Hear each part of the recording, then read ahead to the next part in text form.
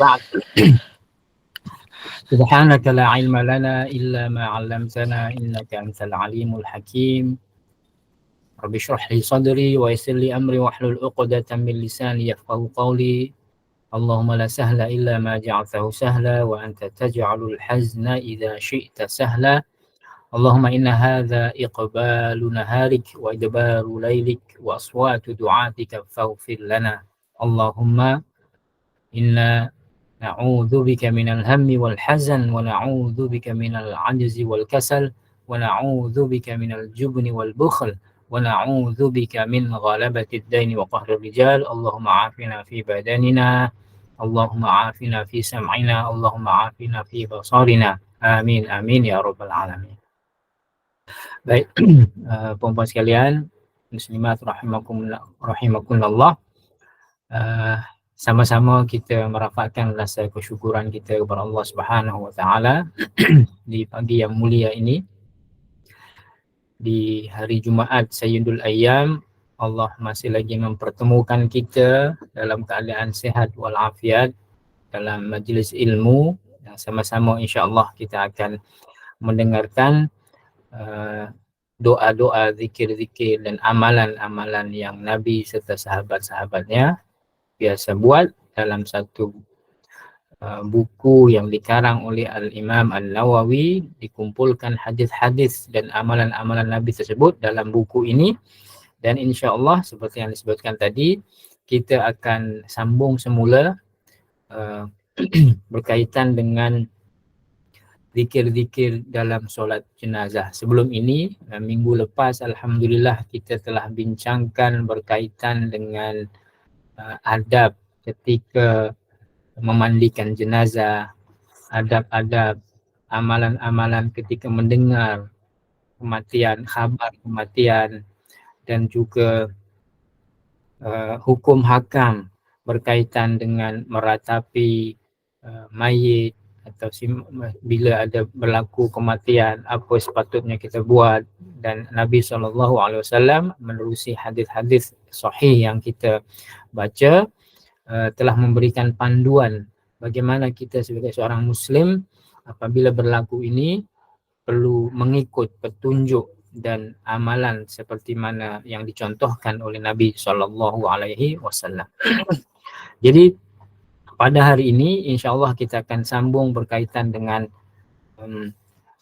zikir-zikir dalam solat jenazah.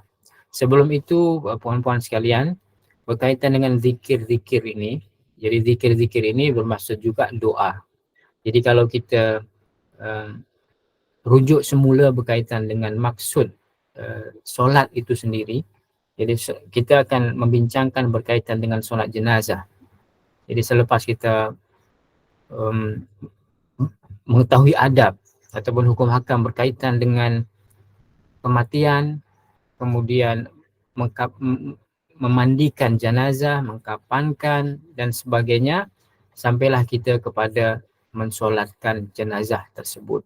Jadi Nabi SAW telah memberikan panduan yang cukup lengkap berkaitan dengan adab, cara, zikir, doa berkaitan dengan jenazah ini. Jadi berkaitan dengan solat ini, sebab zikir dan doa kepada jenazah ini kita lakukan semasa kita mensolatkan solat. Jadi kita nak tahu puan-puan sekalian, pada asalnya solat itu sendiri bermaksud doa.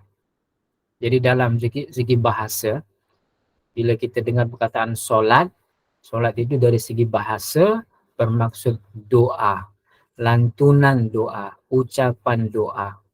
Oleh sebab itu contohnya dalam sebuah ayat berkaitan dengan zakat misalnya, Allah berfirman, khudh min amwalihim sadaqatan tutahhiruhum wa tuzakkihim biha wa salli alaihim inna salataka sakanul lahum. Jadi mungkin apabila kita membaca ayat ini, berjumpa ayat ini dalam Al-Quran, mungkin kita ingat ini berkaitan dengan solat. Sebab ada perkataan wa salli alaihim inna salataka sakanul lahum. Dan Sholli di sini maksudnya bukan bersolatlah untuk orang-orang yang membayar zakat. Jadi ayat ini berkaitan dengan dan ambillah dari sebagian harta mereka orang-orang kaya, berikan kepada orang-orang miskin, dan solatlah ke atas mereka. Sholli alaihim, maksud sholli alaihim di sini adalah berdoalah untuk mereka, berdoa. Inna solataka, kata Allah, sesungguhnya doa kamu itu bukan solat. Doa kamu itu sakanul lahum, akan memberikan ketenangan, sakinah kepada mereka. Jadi ini berkaitan dengan salah satu hikmah untuk membayar ataupun kewajiban membayar zakat itu, salah satu hikmahnya adalah mendapatkan doa, kebaikan, dan juga dengan doa itu kita mendapatkan ketenangan. Selain di antara hikmah membayar zakat adalah kita mensucikan harta kita. Kerana harta yang kita dapatkan ini di antara rizki-rizki yang Allah sediakan untuk kita, kadang-kadang bercampur dengan apa-apa yang mungkin tidak halal ataupun mungkin ada yang syubhat dan sebagainya. Maka dengan dikeluarkan zakat dapat dibersihkan harta-harta itu. Jadi di samping itu kita mendapatkan doa yang menyebabkan ketenangan untuk orang-orang yang membayar zakat ataupun orang-orang yang menerima zakat. Baik. Jadi berkaitan dengan solat ini, solat jenazah, ternyata solat itu bermaksud juga doa, dan memang semasa solat pun kita begitu banyak mengucapkan dan melantunkan doa-doa. Kalau kita solat setiap hari misalnya, itu adalah untaian doa. Dari mulai pertama sekali, bila kita membaca Al-Fatihah pun dipenuhi dengan doa. Ketika berrukuk, ketika sujud, ketika duduk tahiyat awal, tahiyat akhir khasnya, pun semuanya dipenuhi dengan doa, doa munajat kepada Allah Subhanahu wa taala. Jadi semasa kita nak bincangkan atau kita nak baca berkaitan dengan zikir-zikir dalam solat jenazah ini, maka kita kena fahami bahawasanya inti atau intipati daripada solat jenazah itu sendiri adalah kita mendoakan si mati, mendoakan kebaikan. Dan Imam Nawawi akan jelaskan, detailskan apa sahaja hikmah di sebalik doa yang kita lantunkan semasa solat jenazah itu ataupun doa-doa di luar solat jenazah untuk si mati. Baik, kita akan ikut seperti mana yang disebutkan Imam Nawawi. Pertama sekali, Imam Nawawi ada mengatakan berkaitan dengan hukum hakam solat jenazah. Imam Nawawi mengatakan solat jenazah hukumnya fardu kifayah. Fardu kifayah seperti yang kita tahu bahwasanya fardu kifayah maksudnya adalah apabila salah satu atau seseorang atau sebagian orang telah melaksanakannya, maka amalan tersebut, ibadah tersebut sudah mencukupi dan orang yang tidak buat sudah tidak jatuh hukum dosa, tetapi sudah cukup apabila ada sebahagian daripada kaum muslimin melaksanakannya. Kata Imam Nawawi, demikian juga hukum berkaitan dengan memandikan jenazah, mengkafankan dan juga mengebumikannya. Kata Imam Nawawi, ini adalah disepakati oleh seluruh ulama. Bila disebut sebagai disepakati, maksudnya istilahnya adalah ijma' ulama. Ijma', sepakat, tidak ada yang berselisih pandangan berkaitan dengan hukum solat jenazah, hukum memandikan jenazah, mengkafankan dan juga mengebumikan. Jadi kata Imam Nawawi, kewajiban solat ini gugur menurut 4 pendapat, iaitu 4 madhab yang muktabar tersebut, iaitu madhab Hanafi, madhab Maliki, madhab Syafi'i dan juga madhab Hanafi. Dan ini adalah yang paling benar, bahwasanya kewajiban solat itu akan gugur apabila sudah ada atau ada orang yang telah bersolat ke atasnya. Ini adalah pandangan yang paling benar. Dan berkaitan dengan jumlahnya, yang penting adalah berjemaah. Bila ada orang yang solat berjemaah, mensolatkannya, maka itu sudah mencukupi untuk orang lain apabila mereka tidak turut solat berjemaah. Meskipun puan-puan sekalian, kita masih lagi dibenarkan dan juga disunnahkan untuk membuat solat ghaib contohnya. Apabila tidak ada kesempatan kita untuk solat jenazah, datang dan solat jenazah. Contohnya misalnya jenazah tersebut telah dikebumikan ataupun kita tidak mampu hadir di majlis pengebumian, maka kita tidak ada kesempatan untuk solat masa itu, dibolehkan ulama berpandangan bahwasanya solat jenazah ghaib mendapat pahala dan dibenarkan mengikut pandangan majoriti ulama. Kemudian berkaitan dengan tata cara. Imam Nawawi ada sebut, alhamdulillah saya yakin dan percaya kita telah maklum, kita telah belajar dalam fiqh as-solah, fiqh solat, khususnya solat jenazah, tentang hukum hakam, tata cara dan sebagainya. Cumanya yang Imam Nawawi akan sebut di sini adalah sebagian kecil saja tata caranya, dan yang paling difokuskan adalah berkaitan dengan doa-doa yang akan dibaca dalam solat jenazah tersebut. Puan-puan sekalian, jadi seperti yang saya sebut tadi, ternyata solat ini adalah doa. Maka apabila misalnya kita tidak sempat solat, sedangkan inti daripada apabila berlaku kematian itu dan kita ingin membuat kebaikan untuk si mati adalah memperbanyakkan doa. Maka dari itu, apa yang saya ingin sampaikan, apabila tidak ada kesempatan untuk turut solat jenazah, tidak mengapa, dan tidak perlu juga misalnya solat ghaib kerana tidak wajib, meskipun boleh, tetapi yang sangat-sangat digalakkan adalah kita memperbanyakkan doa untuk si mati tersebut.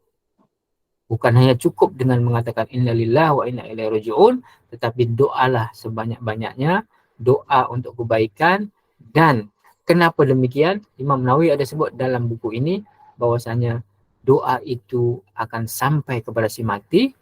Dan yang satu lagi, hikmahnya adalah kita yang mendoakan ini ataupun kita yang saudara seiman dia akan menjadi syafaat baginya, seperti yang kita akan sebut sebentar lagi. Jadi Imam Nawawi mengatakan solat jenazah, tata cara solat ini adalah harus bertakbir sebanyak 4 kali. Apabila satu takbir tidak dilakukan, maka solatnya adalah batal. Sama seperti dalam solat biasa. Apabila tidak cukup rakaat, maka solat itu tidak sempurna dan terbatal, perlu diulang semula. Apabila ditambah satu takbir, maka menurut pandangan sahabat kami ada 2 pendapat. Yang paling benar adalah solatnya tidak batal walaupun menjadi makmum dan imamnya bertakbir untuk kali yang kelima. Kalau berlebih, pandangan yang muktamad dalam mazhab Syafi'i, solat tidak batal dan boleh sahaja misalnya terlebih kerana lupa ataupun dan sebagainya. Tetapi seperti mana solat kita yang biasa, bukan solat jenazah, kalau lupa takbir terlebih tidak perlu untuk sujud sahwi kerana solat itu tidak ada sujud. Tetapi contohnya kalau misalnya dalam kes ada orang yang masbuk ataupun imamnya terlebih takbir sedangkan makmumnya cukup, maka makmum, kata ulama mazhab Syafi'i, makmum yang di belakangnya ini kena menunggu sehingga jangan salam dahulu, jangan menoleh ke kanan dan kiri untuk salam, tetapi menunggu imam untuk salam baru kita ikut salam, seperti yang akan disebutkan oleh Imam Nawawi. Baik, seterusnya Imam Nawawi mengatakan apabila kita katakan bahawa takbir kelima membatalkan solat, maka makmum harus meninggalkan imam sebagaimana jika imam melakukan solat rakaat kelima. Ini salah satu pandangan. Apabila kita memilih pendapat yang benar, iaitu tidak batal solatnya, maka makmum tidak meninggal imam tetapi tidak mengikutinya, sesuai dengan pendapat yang paling benar dan yang masyhur dalam kalangan mazhab Syafi'i. Jadi kita tunggu, jangan ikut bertakbir yang kelima dan solatnya pun tetap sah dan kita ikut salam ketika imam itu bersalam. Tapi insya-Allah ini adalah hukum fiqhnya, tapi kita jarang sekali ataupun tak jarang berlaku misalnya imam takbir berlebih ataupun sebagainya. Baik. Berkaitan dengan takbir yang pertama, ini saya akan sebutkan secara ringkas seperti mana yang Imam Nawawi sebut dalam buku ini. 4 takbir itu, puan-puan sekalian, dia sebenarnya sangat ringkas.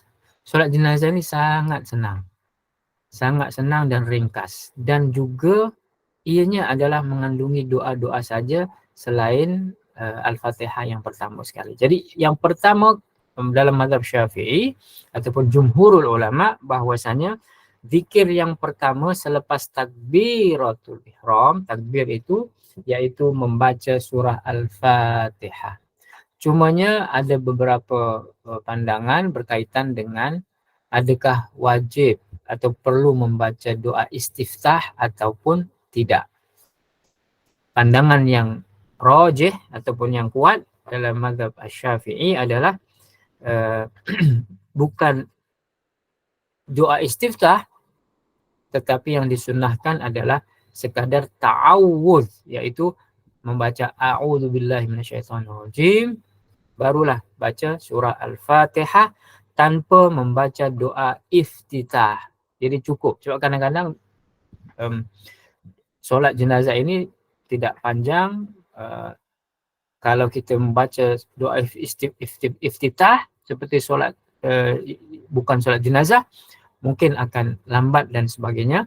Maka dari itu cukup dengan bertakbir, niat solat jenazah, kemudian bertakbir yang pertama dan membaca Allahu Akbar, a'udzubillahi minasyaitonirrajim, bismillahirrahmanirrahim, alhamdulillahirabbil alamin, dan seterusnya. Doa ataupun membaca surah Al-Fatihah dalam rakaat yang pertama. Cukup itu. Kalau tidak membaca ta'awudz pun sudah mencukupi juga. Contohnya selepas takbir Allahu Akbar, terus bismillahirrahmanirrahim, alhamdulillahirabbil alamin. Itu juga mencukupi. Tetapi sebaiknya membaca a'udzubillahi minasyaitonirrajim atau yang dipanggil sebagai ta'awudz. Dan berkaitan dengan membaca selepas waladhdallin, ulama bersepakat perlu disusuli dengan ucapan amin masing-masing maksudnya. Jadi waladhdallin amin seperti ketika kita membaca surah Al-Fatihah, bukan hanya dalam solat, bahkan ketika kita membaca Al-Fatihah. Al-Fatihah ini puan-puan sekalian adalah di antara surah dalam Al-Quran yang paling banyak kita sebut, paling banyak kita amalkan kerana fadilatnya luar biasa. Kita boleh jadikan ianya sebagai syafaat. Kita boleh jadikan sebagai satu amalan untuk memulakan apa-apa majlis, apa-apa event, apa-apa perbuatan amalan yang kita nak buat. Jadi kita perbanyakkan Al-Fatihah ini. Bahkan ketika ada orang meninggal pun, kita disunahkan untuk membaca Al-Fatihah dan kita kirimkan pahala doa itu, ataupun kita memohon Allah Subhanahu Wa Taala dengan bacaan Al-Fatihah tadi. Bila Allah menerima bacaan Al-Fatihah tersebut, kita bertawassul, kita menjadikan dia wasilah, menjadikan dia sebagai jalan untuk kita mohon Allah ampunkan si mati tersebut. Ataupun misalnya ketika kita baca untuk orang yang sakit, kita buat demikian juga, bertawassul, wasilah dengan membaca surah Al-Fatihah tersebut. Sangat-sangat digalakkan. Bahkan surah Al-Fatihah juga adalah merupakan surah yang dipanggil sebagai surah Ruqyah. Ruqyah ini adalah surah yang kita baca untuk penangkal ataupun mengobati sakit. Sama ada sakit secara fizikal, ataupun sakit secara mental, ataupun sakit terkena sihir dan sebagainya. Al-Fatihah adalah surah pertama yang kita baca sebelum surah-surah yang lainnya. Jadi surah yang paling banyak kita ulang-ulang. Dipanggil sebagai as-sab'ul mathani, kata ulama. 7 ayat yang sentiasa diulang-ulang kerana fadilat dan keutamaannya. Maka sekurang-kurangnya membaca Al-Fatihah tanpa iftitah pun, tanpa doa iftitah sudah mencukupi untuk takbir yang pertama. Adapun takbir yang kedua adalah dengan bersolawat ke atas Nabi SAW. Solawat, kata Imam Nawawi, berkaitan dengan solawat ini, takbir yang kedua, Imam Nawawi berkata, setelah takbir kedua, minimal membaca Allahumma salli ala Muhammad. Itu sudah mencukupi kerana dipanggil sebagai solawat. Tetapi puan-puan sekalian, bila berkaitan dengan solawat ini, solawat ke atas Nabi yang paling sempurna adalah solawat yang dipanggil sebagai solawat Ibrahimiyah. Seperti mana solawat yang kita baca setiap solat ketika tahiyatul akhir. Yang lengkap itu. Allahumma salli ala Muhammad wa ala ali Muhammad kama sallaita ala Ibrahim wa ala ali Ibrahim wa barik ala Muhammad wa ala ali Muhammad kama sallaita ala Ibrahim kama barakta ala Ibrahim wa ala ali Ibrahim fil alamin innaka Hamidum Majid. Salawat terlengkap dan yang paling afdal. Adapun salawat-salawat yang lain, salawat tafrijiyah, salawat-salawat yang ada tambah-tambahan tersebut boleh dengan syarat tidak ada perkataan yang menyalahi syarak, terlalu misalnya mengagung-agungkannya keterlaluan ke atas Nabi, ditambah dengan salat-salat yang lainnya, boleh sahaja. Tetapi yang paling afdal adalah seperti mana ketika kita solat. Dan ini, puan-puan sekalian, yang dimaksudkan ketika kita disuruh ataupun digalakkan memperbanyakkan solawat pada hari Jumaat. Yaitu yang paling lengkap adalah solawat Ibrahimiyah. Kenapa dipanggil solawat Ibrahimiyah? Kerana disebut Ibrahim di situ. Disebut perkataan kama shallaita ala Ibrahim. Lengkapnya di situ. Jadi kalau misalnya cukup dengan Allahumma shalli ala Muhammad, boleh. Dan itu yang terbaik. Dan kata Imam Nawawi, dalam solat jenazah, kalau misalnya solat jenazah imamnya laju sangat, kita cukup ketika takbir yang kedua, Allahu Akbar, Allahumma sholli ala Muhammad, cukup. Itu sudah sah dan mencukupi. Tapi kalau imam masih lagi memberikan ruang untuk kita baca, maka seelok-eloknya kita baca yang lengkap. Jadi ada beberapa riwayat berkaitan dengan solawat ini. Ada yang menyebut Sayyidina, contohnya Allahumma salli ala Sayyidina Muhammad wa ala ali Sayyidina Muhammad. Ada juga yang tidak menyebut Sayyidina. Dua-duanya diterima, dua-duanya ada riwayat dan dua-duanya sah insyaAllah. Jadi tidak perlu diperdebatkan berkaitan dengan lafaz-lafaz yang sedikit berbeza ini. Yang terpenting adalah kita bersolawat ke atas Nabi SAW. Sedikit berkaitan dengan hikmah salawat ini, puan-puan sekalian. Kenapa kita disuruh untuk memperbanyakkan salawat? Salawat ini bermaksud, tadi salawat ini adalah jamak ataupun bentuk plural daripada solat. Solat, solawat, itu maksudnya. Jadi sekali lagi, solat bermaksud dari segi bahasa doa. Kita doa untuk Nabi SAW. Doa maksudnya apa? Ketika kita bersolawat itu, kita mohon Allah SWT untuk memberikan kesejahteraan kepada Nabi SAW, ditempatkan di tempat yang paling tinggi, maqamam mahmuda.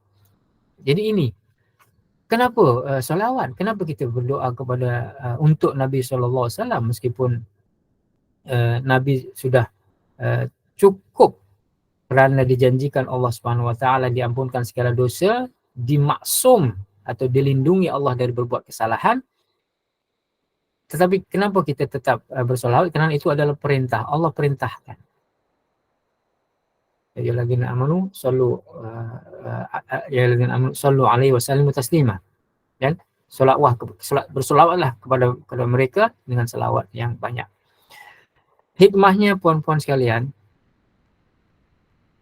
kita dengan Nabi SAW Mudah-mudahan Allah Subhanahu Wa Taala memberikan syafaat kita daripada Nabi SAW, mendapatkan syafaat Nabi ketika di akhirat nanti. Kita dengan Nabi ini, tuan-tuan sekalian, puan-puan sekalian, begitu banyak jasa yang Nabi SAW berikan kepada kita. Hidayah, kita mendapatkan hidayah kepada Allah SWT. Agama Islam yang Nabi bawa. Kemudian kecintaan Nabi kepada kita.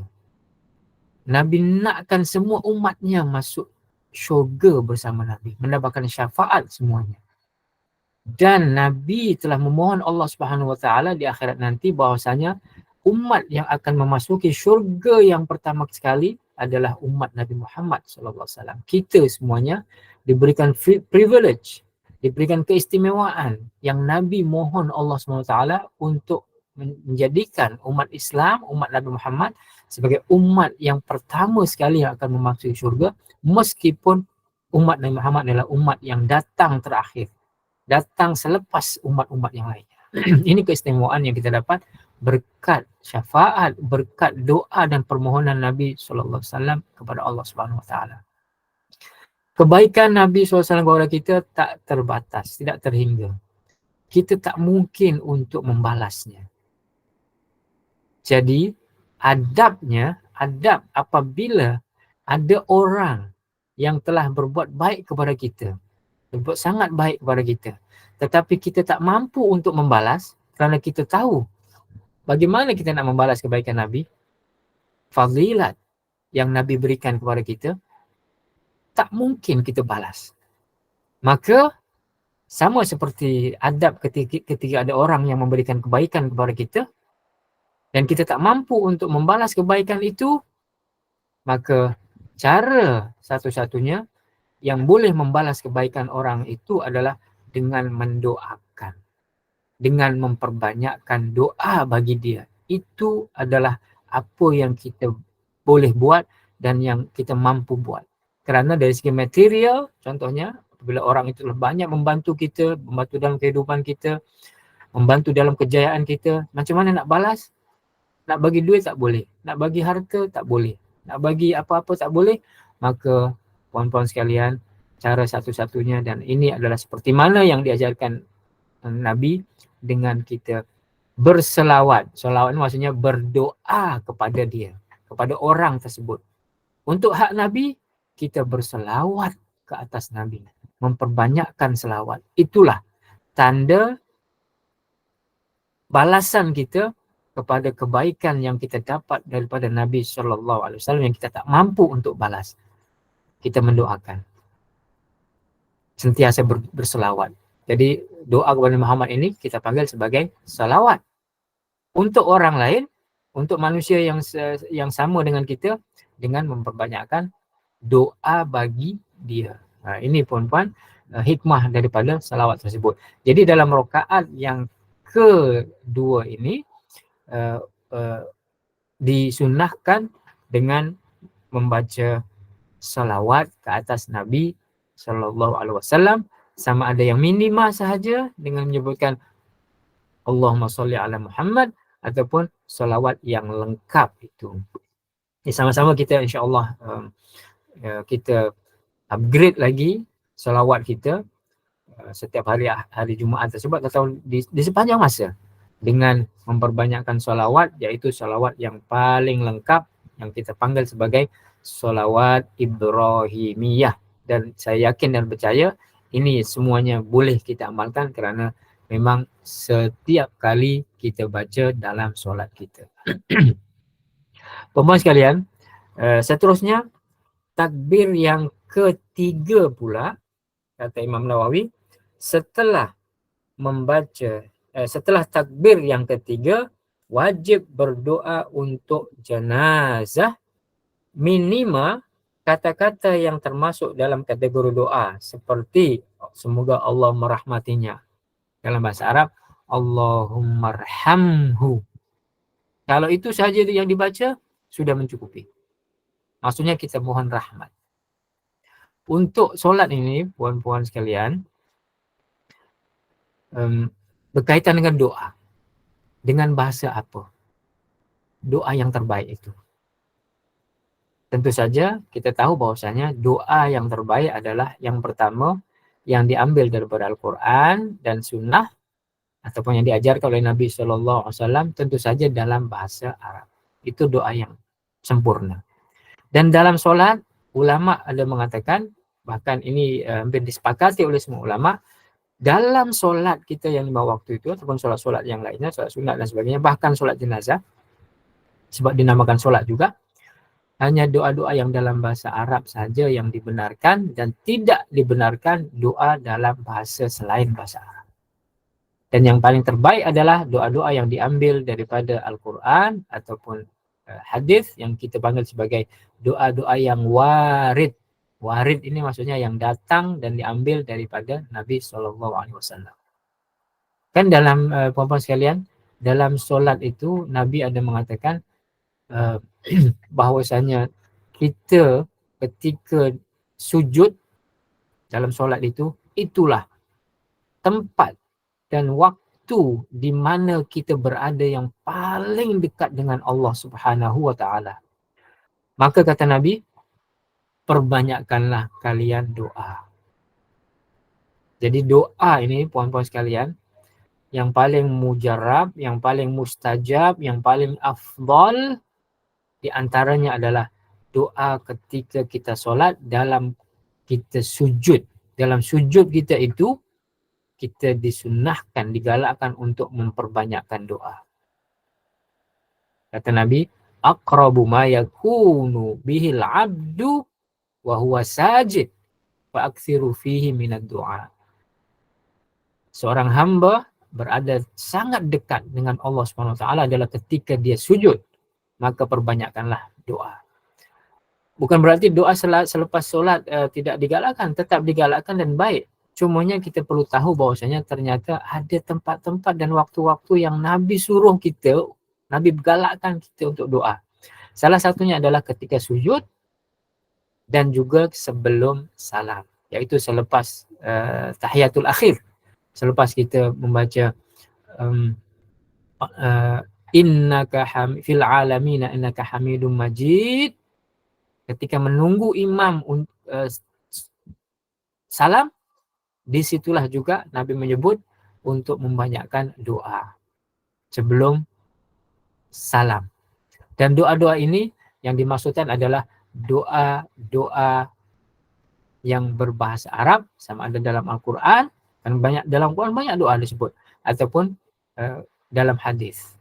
Jadi tidak boleh doa ketika solat membaca dalam bahasa selain bahasa Arab. Adapun selepas solat itu dibolehkan, digalakkan untuk memperbanyakkan zikir. Adakah boleh untuk membaca doa juga? Pun digalakkan dan baik amalan itu, meskipun kita perlu tahu bahwasanya ada amalan yang lebih baik lagi, yaitu semasa sujud dan juga sebelum salam. Nah ini yang seperti mana disebutkan dalam hadis-hadis sahih. Tetapi tentu saja untuk sujud misalnya, kita kena tahu bahwasanya kalau kita solat berjemaah, kita menjadi makmum atau kita menjadi imam, pastikan jangan memperpanjangkan doa ketika sujud itu ketika ada makmum di belakang kita. Ataupun jangan sekali-kali kita doa ketika sujud tertinggal imam yang dah naik bangun untuk rakaat yang berikutnya, ataupun sehingga imam dah bangun daripada sujud dan salam tapi kita masih sujud. Itu adalah satu kesalahan dalam solat. Maksud kita memperpanjangkan doa dalam sujud ini adalah ketika kita solat sendiri ataupun ketika kita solat sunnah, itu yang dimaksud. Maka seorang imam pun perlu tahu bahwasanya ketika menjadi imam, pastikan tidak boleh terlalu panjang membaca ayat, tidak boleh terlalu panjang membaca zikir, atau apatah lagi misalnya terlalu panjang bersujud, sedangkan ada makmum di belakangnya yang pelbagai, ada anak-anak, ada orang tua, ada yang mungkin kurang sihat, sakit dan sebagainya, maka kena mudahkan ketika menjadi imam.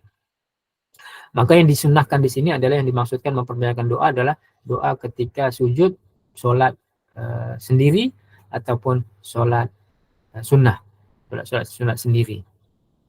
Baik, jadi berkaitan dengan kalau kita jadi makmum, tak perlu kita baca panjang-panjang, kita cukup membaca seperti mana yang cukup waktu dan ikut imam. Imam buat apa-apa kena ikut. Imam rukuk, terus rukuk. Imam bangun dari rukuk, terus bangun. Jangan membaca sendiri sehingga tertinggal amalan imam tersebut. Ini yang dipanggil sebagai amalan ataupun seperti mana yang disebutkan oleh Nabi bahwasanya innama ju'ilal imamu liyutamma bih. Sesungguhnya imam itu dijadikan sebagai imam dalam solat untuk diikuti, maka kena ikut apapun yang imam buat. Jadi ada soalan di sini, apakah betul ke kalau kita tak boleh baca doa dalam bahasa Melayu semasa dalam masa sujud di dalam hati? Okey, baik. Ini soalan yang sangat bagus. Berkaitan dengan baca doa dalam solat selain menggunakan bahasa Arab tetapi dalam hati. Ini ulama memberikan kelonggaran. Jadi tidak ada masalah, tidak ada satu kesalahan kerana ianya tidak diucapkan, tidak disebutkan, hanya dalam hati. Itu dibolehkan kerana yang kita mampu. Maknanya kita solat sujud ataupun dalam solat, kita berdoa dengan bahasa lain dalam hati. Tapi tidak disebutkan. Karena dalam hati maka tidak ada salahnya. Cumanya yang afdolnya adalah itu tadi, yaitu dengan doa-doa yang kita hafal. Doa-doa yang umum, contohnya puan-puan sekalian, doa yang sangat hebat kesannya. Rabbana atina fid dunya hasanah wa fil akhirati hasanah wa qina azabannar. Itu adalah doa yang luar biasa.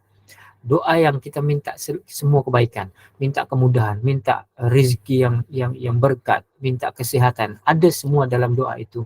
Maka dari itu, doa itu dipanggil sebagai doa sapu jagat. Sapu jagat maksudnya dia mengandungi segala sesuatu. Seakan-akan macam ni, ya Allah, aku tak mampu untuk sebut semua yang aku nakkan. Semua keperluan yang aku ada, tak mampu aku sebut satu persatu. Maka Rabbana atina fid dunya hasanah. Hasanah ini adalah segala kebaikan.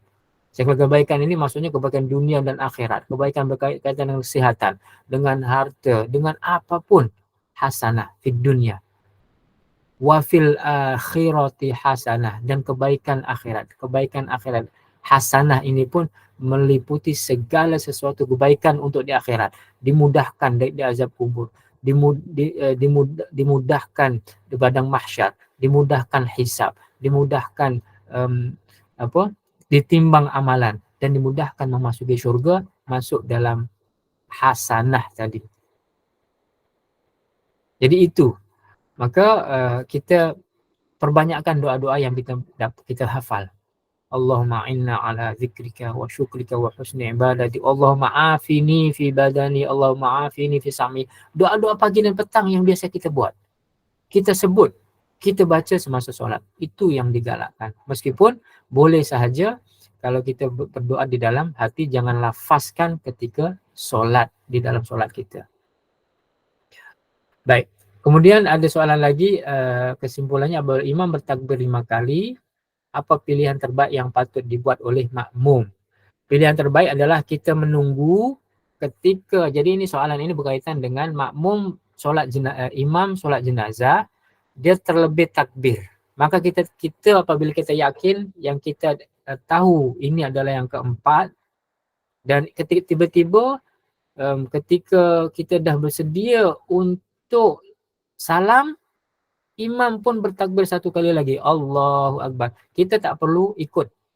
Kita tak perlu ikut takbir. Kerana kita tahu itu berlebih. Tetapi kita jangan salam sendiri. Kita tunggu imam salam, baru kita ikut salam. Itu maksud daripada apabila berlaku kesalahan, imam lupa, terlebih takbir.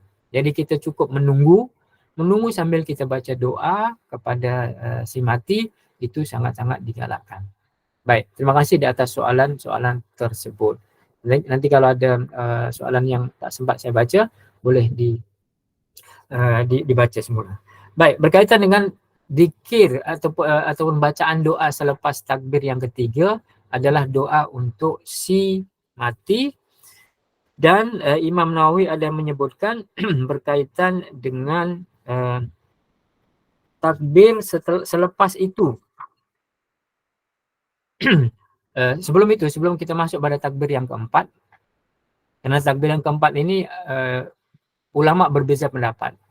Yang wajib adalah berdoa untuk si mati pada takbir yang ketiga saja. Yang keempat, tidak ada doa apa-apa, hanya selepas takbir, terus dalam sekejap, terus boleh salam. Assalamualaikum, Assalamualaikum.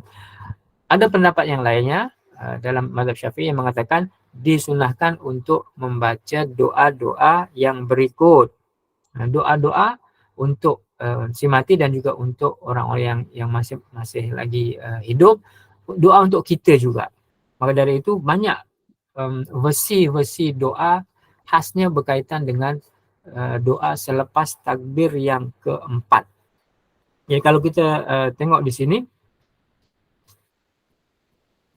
jadi doa tadi itu Imam Nawawi mengatakan doa dengan menyebut Allahumma gfir lahu ataupun Allahumma arhamhu, semoga Allah merahmatinya, semoga Allah mengampuninya, itu sudah mencukupi untuk doa yang ketiga. Tetapi ada doa yang lengkap seperti mana diriwayatkan oleh Imam Muslim dalam sahihnya berkaitan dengan doa yang cukup lengkap. Kita baca di sini doa yang ketiga ni. Biasanya dalam solat jenazah pun yang kita amalkan ketika takbir yang ketiga itu imam akan banyak membaca doa. Jadi maksudnya masanya panjang. Kerana disitulah yang diwajibkan doa paling kurang Allahumma gfir lahu, Allahumma arhamhu, ataupun doa yang seperti diajarkan oleh Nabi SAW. Salah satunya adalah kata Imam Nawawi, kami riwayatkan dalam Sahih Muslim dari Auf bin Malik radhiyallahu anhu, beliau berkata Rasulullah SAW melakukan solat jenazah.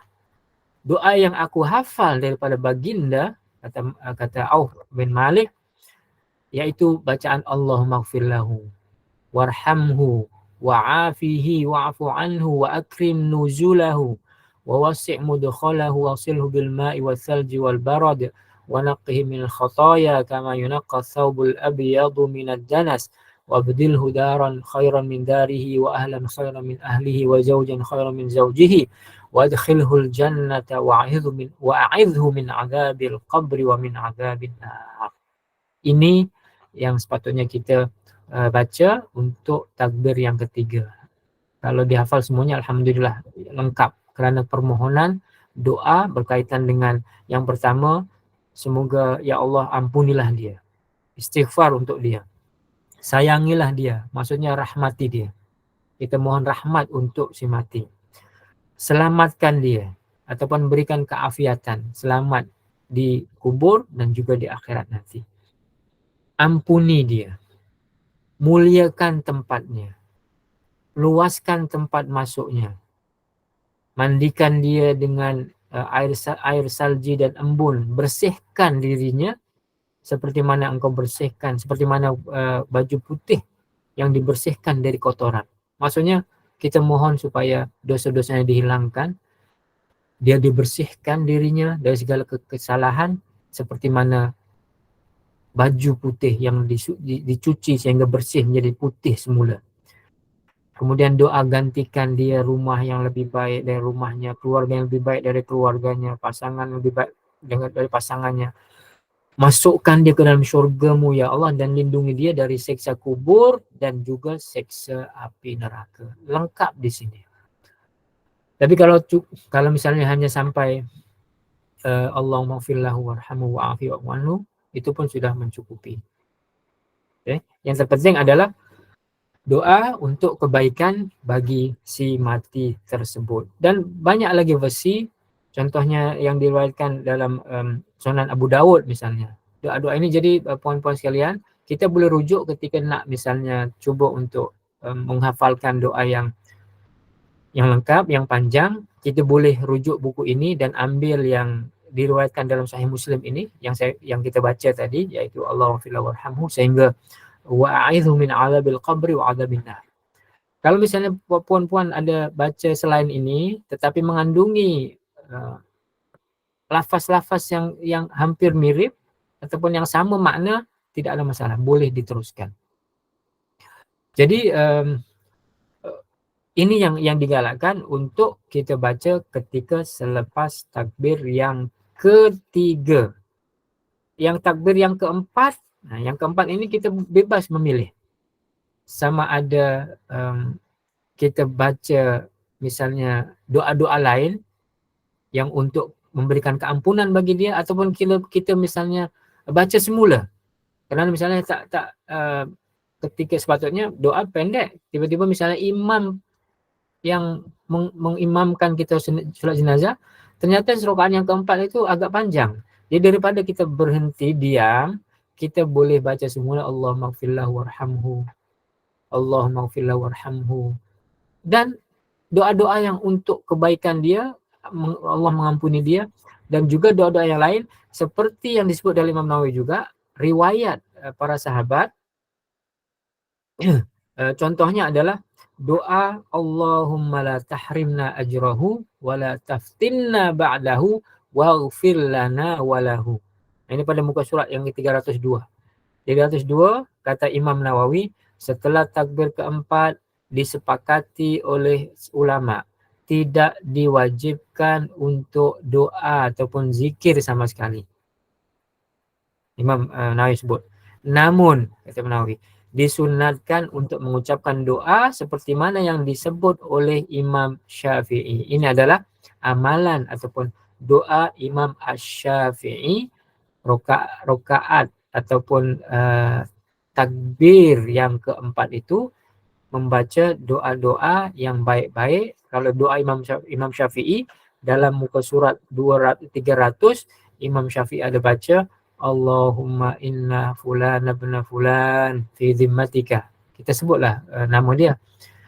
Kalau Abdullah bin misalnya Muhammad bin Abdullah, Allahumma inna Muhammad ibni Abdillah. Kalau kita tahu namanya. Kalau kita tak tahu namanya, cukup Allahumma inna hadzal mayyit, ataupun Allahumma inna hazihi al mayyitah. Ataupun yang sebaiknya adalah kita baca terus namanya, kita sebut namanya, Allahumma inna hadzal mayyit fi dhimmatika wa habli jiwarika faqihi min fitnatil qabri wa adzabin nar anta ahlul wafa wal hamd Allahumma ighfir lahu warhamhu innaka antal ghafurur rahim. Doa Imam Syafi'i.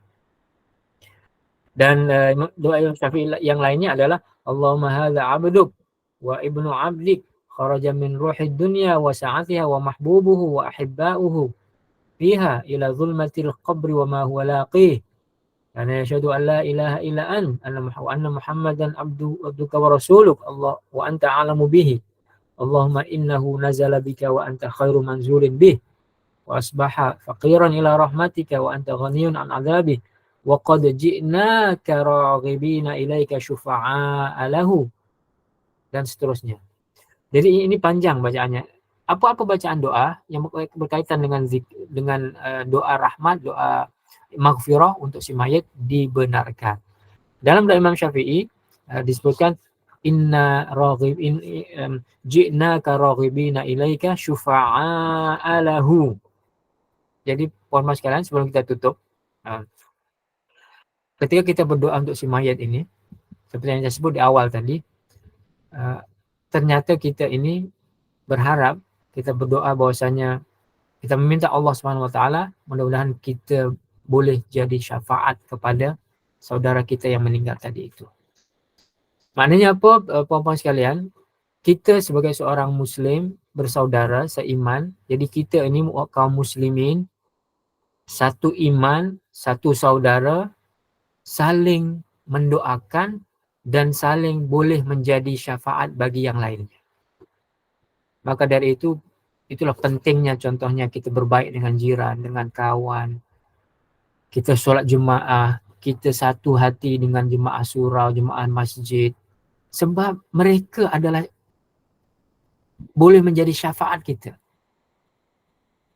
Ketika di akhirat nanti, kawan-kawan kita yang baik itulah, jiran-jiran kita, saudara-saudara kita yang baik itulah yang akan membawa kita, yang akan boleh menyelamatkan kita dari azab api neraka, dari hebatnya keadaan di akhirat nanti dengan syafaat mereka. Jadi syafaat itu banyak, daripada Al-Quran, daripada puasanya, daripada nabinya, dan juga amalan-amalan kita serta kawan-kawan kita boleh menjadi syafaat untuk kita. Maka dari itu pentingnya berbuat baik. Mudah memaafkan. Jangan pernah ada permusuhan di antara kita dengan saudara kita yang lainnya. Kalau ada permusuhan, maknanya ada penghalang untuk dia jadi syafaat kita. Dan ini sifat orang Islam, orang mukmin, saling mendoakan. Kerana akan menjadi syafaat dari satu dengan yang lainnya. Maka dalam doa solat jenazah pun kita sebut ji'na syufa'a lahu faghfir lahu. Ya Allah, kami datang, ini maksudnya. Datang bersolawat, solat untuk dia, mendoakan dia, dan kami datang ini ya Allah menjadi saksi yang dia adalah orang yang baik, dan kami datang menjadi syafaat bagi dia. Maka ampunilah dia ya Allah. Luar biasa berkaitan dengan doa ketika solat jenazah, dan doa kita kepada orang yang telah meninggal dunia ini berkaitan, kita mohon, kita mengatakan ya Allah kami datang untuknya sebagai syafaat, maka ampunilah dia. Baik, ada soalan ni sebelum kita tutup ya. Solat bermaksud doa dan selawat adalah perkataan jamak plural kepada solat singular. Betul sekali. Bunda Niksum, memang betul solat adalah doa dari segi bahasa. Tapi kalau dari segi fiqh, dari segi istilah, dia lain.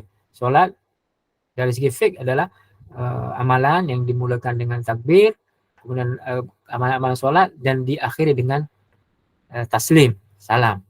Tapi asal ataupun makna asal dari segi bahasa solat adalah doa, dan doa ataupun solat jamaknya ataupun bentuk pluralnya adalah solawat. Itu yang kita selalu dengar, solawat ke atas Nabi. Maksudnya doa-doa ke atas Nabi dengan berselawat ke atas Nabi. Kemudian ada soalan lagi, Puan Salbia, apa beza di antara perkataan ampunilah dengan maafkanlah? Baik, dalam bahasa Arab ada ighfir lahu, ampuni dia. Ada juga perkataan u'fu anhu. Ighfir dari perkataan maghfirah, u'fu dari perkataan afiyah. Dari segi umumnya dia sama, iaitu minta diampunkan.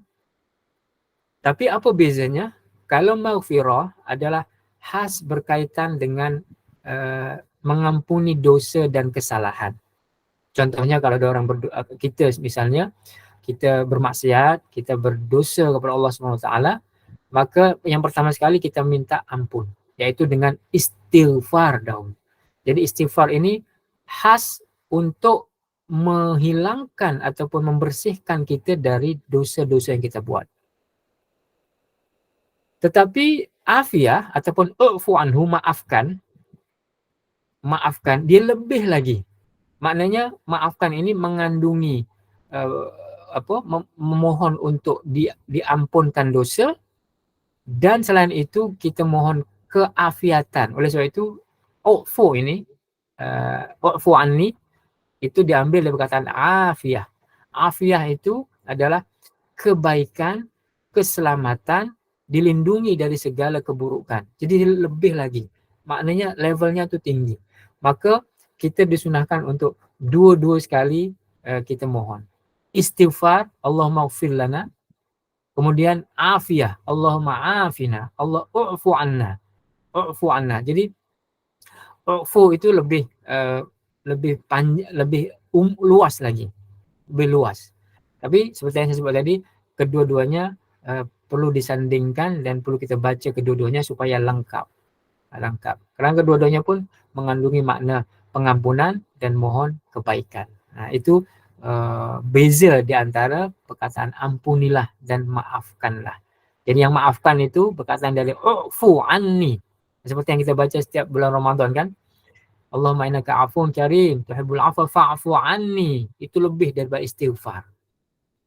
Sebelum itu kita banyak istighfar, kita tambahkan dengan Allahumma innaka afuwun, engkau yang maha memaafkan. Ufu anni, maafkanlah. Jadi ada perkataan afiah di situ. Dimaafkan dan diberikan keafiatan, keselamatan. Sama ada keselamatan dunia maupun keselamatan akhirat. Satu lagi berkaitan dengan afiah ini, kita pun ada zikir yang diajarkan Nabi, zikir pagi dan petang dengan menyebut Allahumma afina fi badanina. Pun ada perkataan af tadi itu, keafiatan. Jadi ianya saling terkait dan seelok-eloknya kita baca kesemuanya untuk mendapatkan keberkatan di sebalik kata-kata doa-doa dan zikir ini. Baik, mungkin itu saja. Soalan ada juga al-ufu itu menghapuskan dosa. Iya. Tetapi ianya lebih umum, dia tak spesifik. Dan ianya merangkumi menghapuskan dosa juga. Oleh sebab itu dalam doa dalam bulan Ramadan, Allahumma innaka afuwun karim, tuhibbul afwa fa'fu anna. Jadi merangkumi juga menghapuskan dosa dengan kita menyebut u'fu anni. Baik. Untuk takbir solat jenazah, kalau doa dalam bahasa Melayu dalam hati boleh. Boleh dalam hati, cuma tadi yang lebih afdal adalah kita cuba menghafalkan, meskipun sedikit, hafalkan yang seperti mana diajarkan Nabi, ataupun kita ambil doa-doa tersebut daripada Al-Quran dan Sunnah, itu mencukupi. Dalam bahasa Melayu, kalau tak mampu, dalam hati. Tetapi kalau boleh, seelok-eloknya adalah dengan menggunakan bahasa Arab, dengan doa-doa yang biasa, yang mudah-mudah, yang ringan-ringan yang kita baca semasa solat. Okey, baik. Jadi itu jawapan untuk Puan Nurlaida berkaitan dengan doa dalam hati menggunakan bahasa Melayu. So dalam hati ni tak dikira bercakap. Tapi kalau kita lafazkan, itu yang dikira bercakap dalam bahasa selain bahasa Arab, maka ulama mengatakan boleh membatalkan solat kalau kita berkata-kata dalam bahasa selain bahasa Arab yang kita baca dalam doa tersebut. Begitu. Baik, mungkin itu saja, saya terlebih masa ni. Jadi Puan Nur Ismail, ini yang boleh sampaikan pada hari ini, apa yang baik daripada Allah SWT, dan kita mohon Allah, kita berdoa Allah memberikan kemudahan dan taufik dan hidayahnya untuk kita dapat amalkan. Kalaupun tak banyak, sedikit, yang penting sedikit itu yang kita buat berterusan, itu lebih baik insya-Allah. Jadi saya cuba sampai di sini. Wabillahi taufiq wal hidayah. Assalamualaikum warahmatullahi wabarakatuh. Waalaikumsalam warahmatullahi wabarakatuh. Terima kasih jazakallahu khairan Ustaz Dr. Muallimin atas kesediaan berkongsi ilmu kita pada pagi ini. Cukup terperinci sekali bagi saya, memang cukup terperinci dan menarik sekali mengenai bicara zikir dalam solat jenazah. Itu salah satu antara amalan dalam ibadat yang ianya mudah diamalkan meskipun seseorang berada dalam apa-apa keadaan sekalipun. Dan akhir kata, semoga Allah SWT menjadikan kita cintakan ilmu ini dan juga memberikan kita kefahaman yang sahih dalam memahami syariatnya. Dan Ustaz dan para penaja, kepada penaja diucapkan terima kasih atas tajuk ini. Semoga diberikan keberkatan umur dan rezeki. Ustaz, kita akhiri dulu Ustaz ya, majlis ini dengan tasbih kafarah dan surah Al-Asr. Silakan Ustaz. Subhanakallahumma wa bihamdika asyhadu an la ilaha illa anta astaghfiruka wa atubu ilaik. Bismillahirrahmanirrahim. Wal 'asri innal insana lafi khusr illa alladziina aamanu wa 'amilus solihati wa tawassaw bil haqqi wa tawassaw bis sabr. Allahumma ij'al jam'ana hadha jam'an marhuma wa tafarruqana min ba'di tafarruqan ma'suma wa la taj'al fina wa la ma'ana wa la ma yad'una shaqiyya wa la mafruda wa la mahruma. Allahumma anfa'na bima 'allamtana wa 'allimna ma yanfa'una wa zidna 'ilma. Rabbana atina fid dunya hasanah wa fil akhirati hasanah wa qina 'adzaban nar. Wa akhiru da'wana alhamdulillahi rabbil alamin. Baik, terima kasih semuanya. Sama-sama. Waalaikumsalam. Terima kasih Ustaz. Jumpa lagi insya-Allah. Waalaikumsalam. Tapi sekali Ustaz